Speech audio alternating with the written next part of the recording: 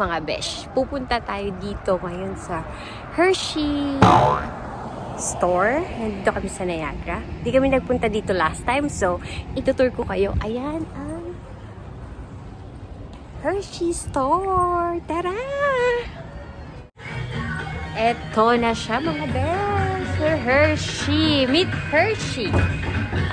Kailangan mag-mask dito sa loob. And tara sa loob.